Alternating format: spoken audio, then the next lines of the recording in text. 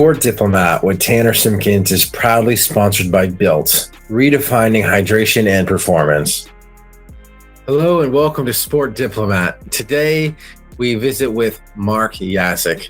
Mark is a close friend of mine, and believe it or not, his career started as an intern for Complete Set Agency. He was our head intern. He did it all. It was the early days, and he and I and everyone involved, we were grinding, and we've grown so much off of the operational structure and framework that we put in back in those early days. So when I was thinking of people to interview, I thought of Mark. He's taken one opportunity and he's transformed it into the next, and each time elevated not only his career, but his impact on sports. And he does so much more than just being a great sports executive. He's a good person and has terrific perspective. Mark Yasak.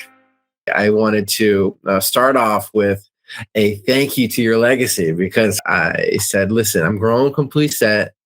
I need some help. I know there's this terrific internship program at the University of Miami, and I remember sending over a couple kind of call for interns, and you became my lead intern.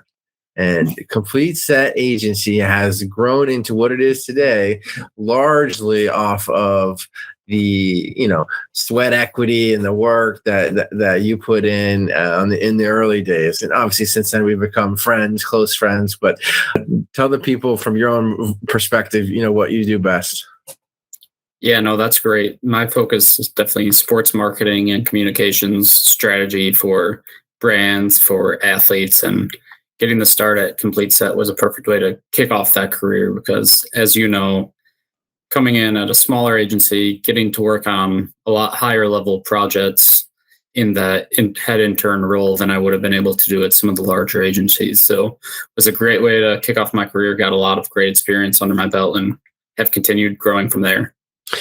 Awesome. Yeah, I look back on those early days with fondness. We were in a small office in Brickell. Or was it downtown? It was a high rise in Miami, and you were cramped on the desk for a couple of days, and then we would do working at home or working at school, and we'd come back into the office, and we were just developing the business, developing revenue and deal flow, and I wish I had more deal flow back then for you, but I feel like it worked out in the long run. And since then, you went to my wedding, we're friends, traded clients along the time. We worked for a couple of the same people. So when I thought of a sport diplomat, the perfect sense of the word, where someone who's in the media and sports entertainment spaces and takes one opportunity and it can lead to another, kind of like diplomacy would in politics. I thought of you. Is that something that happens naturally in sports, or is that something you think you have to work for? I think it happens naturally working in the industry, but you definitely have to make an effort. And, everyone talks trying to work in the sports industry, how important networking is. And it really is. I mean, one opportunity leads to another. You meet someone working in the job, they'll present you with an opportunity, and you just have to make it a focus for you and not pass up, saying yes to as many opportunities as possible, especially early in your career, is key to success, because you never know what one opportunity will lead to, who you're going to meet through working in a specific job. You might not be doing what you want to be doing to start, but it'll lead to something in the future that you'll kind of find your place in the industry. And it's kind of a domino effect that the more people you meet, the more opportunities you're going to have. Yeah, that's interesting you say that. Obviously, I agree. In my own world, it comes down to just doing good work for a client, and then a positive word of mouth references or referrals typically either bring them back or someone in their network. What is kind of the driving force for you with kind of the kickback? Is it the same thing? Is it just doing good work, or is there some more specifics that we could hammer down to? Doing good work is definitely key. You can meet all the people in the industry, but if you don't provide the results for them, they're not going to give you a good referral. They're not going to put your name forward. So that's definitely part of it. And just being personable, being somebody that people like to work with. I think you need to be like our relationship, we started working together, but evolved in friends because we got along well. So that's part of it as well, for sure. Absolutely. I think your career history is interesting because you've done, complete sets more of an independent role. I mean, and not a big corporation, at least the way we run it. And you understand that, but then you have done a lot of freelancing as well. You've done a lot of hustling, and now you're kind of more in the corporate side with a bigger company, I should say. How's that dynamic? What do you prefer? And how do you work best?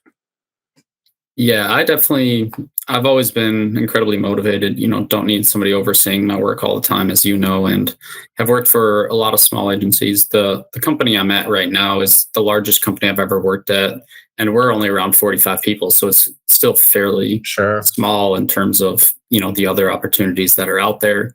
Worked at a couple startups as well. So I've always been a generalist in marketing and communications. I don't focus on one thing. And when I have looked at opportunities at some of the bigger brands that I was interested in working with, they really want you to own in on one thing and do that thing incredibly well. And that's just not how I operate. I'm like to wear a lot of different hats, whether that's for an agency or a brand, which is what's led me to most of the opportunities I've taken, because I think there's a lot of different things that I really excel at. And I don't want to focus in on one specific thing. I'd rather be a generalist that could do whatever is asked of him.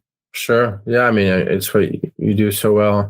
Great leadership qualities as well. I typically get this question: what really am I getting with a PR package? What really am I getting in a communications package? I always have to get over that education curve, explaining to them, look, the PR is a campaign. It's not a snap instantaneous thing. If we do this together, we've got to do it for multiple months. When we bring on a client for like PR communications, we'll also offer like Google crisis cleaning up all their reviews, getting their SEO right so they appear on the top search engines. And that's something that we've seen terrific growth on. Like over the past year or two, we've probably 5x our client base on SEO packages alone. People see the need of Google and the power that these search engines have from a discovery standpoint. The brands you're working with are, multinationals. They're not really at that level. But I'm just commenting that in my world, that's something that I'm seeing a lot of. These kind of small businesses or startups or kind of regional businesses that are obviously in sports entertainment, but that's kind of where we're seeing a lot of growth in the SEO space.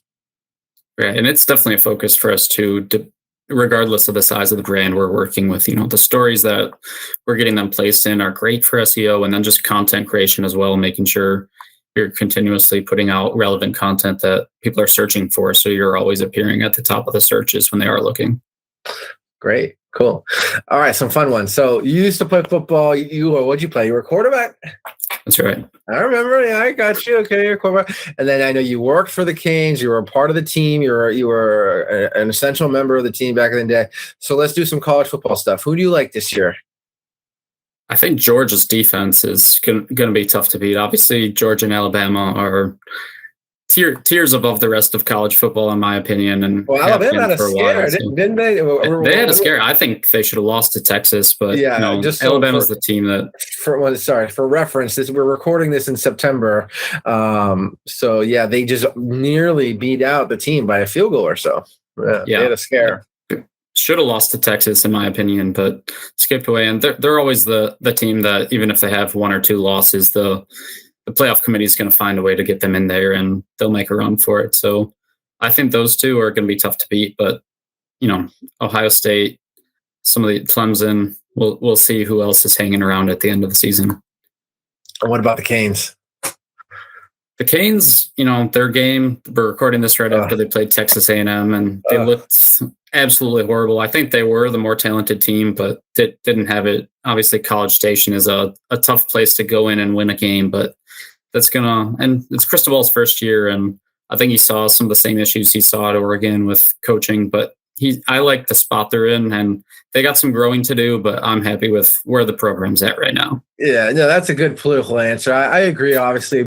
The thing I like most is that Miami's finally willing to spend that type of money that it takes to win in college football. That was the first time, $80 million contract 10 years ago would have never been possible. So I think they're on the right track. he's a great recruiter.